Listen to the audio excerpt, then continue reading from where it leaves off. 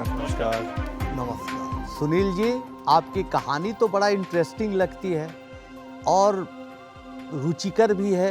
क्यों कहानी इंटरेस्टिंग है? क्योंकि आप जो है वो शर्मा फैमिली से हैं और व्यापार कर रहे हैं मछलियों का, शाकाहारी खानदान और व्यापार मांसाहार का, इंजीनियर और मछुआरों के साथ जिंदगी। सुनाइए अपनी इंटरेस्टिंग कहानी भी। सर एक्चुअली मैं लीगल कंसल्टेंट और मेरा व्यापार काफ़ी बड़ा था। मेरा यहीं दिल्ली में नेहरू प्लेस में ही मेरा ऑफिस था। मेरे पास करीब 35 एम्प्लॉयज़ थे। But due to Covid pandemic ऐसा कुछ हुआ कि क्लाइंट्स के काम जो है ना कम होने लगे। मेरे सामने जो है ना बहुत सारे चैलेंजेस थे कि मैं अपने एम्प्लॉयज़ को सैलरी नहीं पे कर पा रहा था। बहुत दिनों तक मैं तलाश रहा था कि क्या कुछ नया करें और मैं दिल्ली से शिफ्ट हो गया लखनऊ शिफ्ट होने के बाद मैं एक प्रधानमंत्री का एक कार्यक्रम आया, प्रधानमंत्री मत्स्य संपदा योजना। उस योजना के तहत उन्होंने 20,000 करोड़ का एक सब्सिडी अनुदान जो देने का एक अनाउंसमेंट किया। उस अनाउंसमेंट के बाद मुझे ऐसा लगा कि मेरे पास लैंड थी वहाँ पे 2 एकड़, बाराबंकी में एग्जैक्टली मेरा फार्म है। तो मैंने वहाँ पे सोचा कि ये मेरा खाली पड़ा हुआ है, मैं उसका कोई यूज़ नहीं कर रहा हूँ। फिर मैंने वहाँ पे अपना एक सेटअप तैयार किया जिसमें मैंने फ़िश फार्मिंग का काम शुरू किया। लेकिन फ़िश फार्मिंग हर कोई करता है, मैंने थोड़ा सा कुछ अलग किया। अलग ये किया कि सर जब हम कभी भी कोई भी पॉन्ड कल्चर का फ़िश फार्मिंग स्टार्ट करते हैं तो उसकी जो लैंड एरिया होती है उसकी 20 to 25% का जो एरिया होता है उसकी फेंसिंग को बनाने में निकल जाता है, दैट इज़ वेस्टेड। तो मेरे दिमाग में आइडिया आया कि मैं उस फेंसिंग पे पहले पपाया लगाता हूँ। पपाया मैंने लगाया, चूँकि एक पपाया से दूसरे पपाया के बीच की जो डिस्टेंस होती है वो अप्रॉक्सीमेटली 7 to 8 फीट्स होती है। उस स्पेस के बीच में मैंने 2 टोमेटो के हाइब्रिड टोमेटो के पौधे लगाए। एक पौधा अप्रॉक्सीमेटली 15 to 17 kg फल दिया और काफ़ी अच्छी ग्रोथ किया।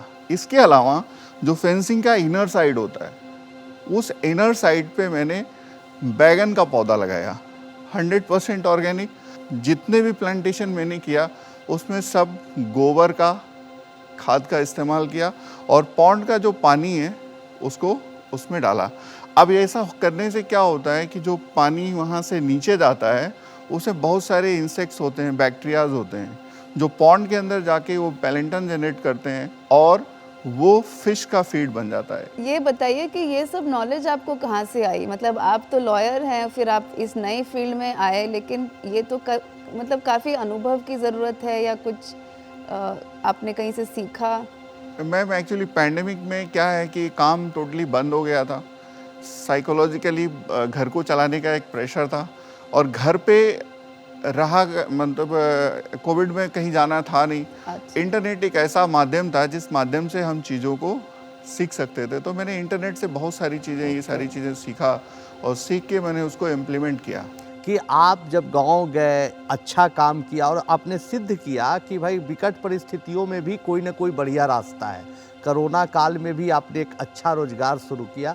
तो क्या गांव में ऐसे ताने बाने सुनने को नहीं मिले आपको कि क्या यार नाम हंसा रहे हो, शर्मा दिल्ली छोड़ के आया, एडवोकेट छोड़ के कंपनी, तो उससे कैसे आप सामना किया? सर बहुत सारे ताने बाने सुनने को मिले और ताने बाने पे अगर हम ध्यान देते तो शायद मैं अपना काम नहीं शुरू कर पाता, लेकिन मैंने उन तानों को इग्नोर किया कि वो ताने मेरा घर नहीं चलाएंगे। फिश फार्मिंग के अलावा आपने और कोई आइडियाज़ भी एक्सप्लोर किए थे क्या? फिश फार्मिंग के अलावा मेरा अभी एक्सप्लोरेशन चल ही रहा है, क्योंकि अभी जैसे मैंने फूड साइकिल की बात की, फूड साइकिल पे अभी मैं अपनी जो पॉन्ड है उस पॉन्ड के ऊपर एक स्ट्रक्चर बना रहा हूँ जिस पे मैं कड़कनाथ डालना चाह रहा हूँ। वो आइडिया चल रहा है क्योंकि हम फीड खिलाएंगे कड़कनाथ को, जो उसकी बीट होगी वो मछलियों का फीड बन जाएगा। क्या बात, मतलब बड़ा इंटरेस्टिंग सवाल है, अब इसका जवाब दीजिएगा। दर्जनों अभी तक आइकन्स हमसे हम लोग मिले हैं, सबने बोला कि या तो मैं किसी से इंस्पायर हुआ हूँ, या तो मैं खुद से इंस्पायर हुआ हूँ, या MBA चावला से, सुपर 30 से।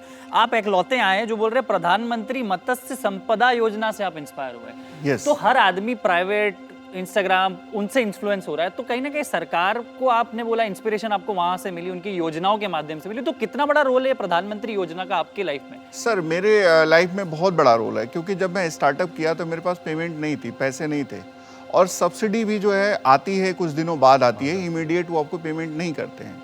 लेकिन कहते हैं ना कि अगर आपको ये श्योर हो जाए कि यहाँ से हमें पेमेंट आनी है या ये चीज़ होनी है, तो आप उस पर कॉन्फिडेंटली, चूँकि गवर्नमेंट की स्कीम थी, वो मत्स्य पालन को इन्हांस करना चाह रहे थे।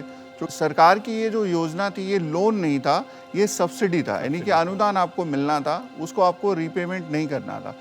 आगे भविष्य में आपके सामने क्या क्या चुनौतियां हैं इसको आगे बढ़ाने में? सर, चुनौतियां तो बहुत सारी हैं, लेकिन चुनौतियां धीरे धीरे कम हो रही हैं। पहले हमारे सामने था कि हम किसानों को जोड़ नहीं पा रहे थे, अब किसान स्वयं से जुड़ रहे हैं।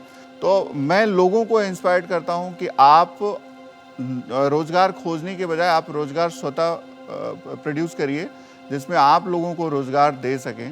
तो ये चुनौतियां मिलके हम लोग एक पूरा एफपीओ बनाया है, उसको बना के कर रहे हैं। अगर आपके पास सडनली कोई कल बड़ा कॉर्पोरेट आके बोलता है कि मैं आपको बहुत बड़ा लीगल कॉन्ट्रैक्ट दे रहा हूँ, जिससे आप आपके पुराने 35 एम्प्लॉय ऑफिस नेहरू प्लेस में वापस लगा सकते हैं, आप उस रास्ते पे जाएंगे कि मछली पालन के रास्ते पे रहेंगे? सर, अब मैं उस कॉर्पोरेट में जाना पसंद नहीं करूँगा। इसलिए नहीं करूँगा क्योंकि अभी मैं जिस आबो हवा में रह रहा हूँ, वो हवा मेरे लिए बहुत इम्पोर्टेंट है। मैं लखनऊ छोड़ के आप किसी कॉर्पोरेट से जुड़ना बिल्कुल भी नहीं पसंद करूँगा। Thank you, very very creditable. आपको बहुत बहुत शुभकामनाएं हम सबकी तरफ से। All the best.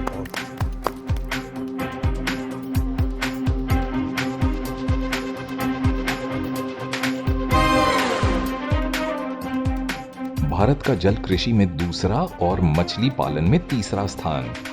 मीठे पानी की भारतीय जल कृषि का 90% हिस्सा रोहू, कतला और मृगल जैसी मछलियों से। साल में 25,000 रुपए की लागत से 1,75,000 से 2 लाख रुपए की हो सकती है कमाई।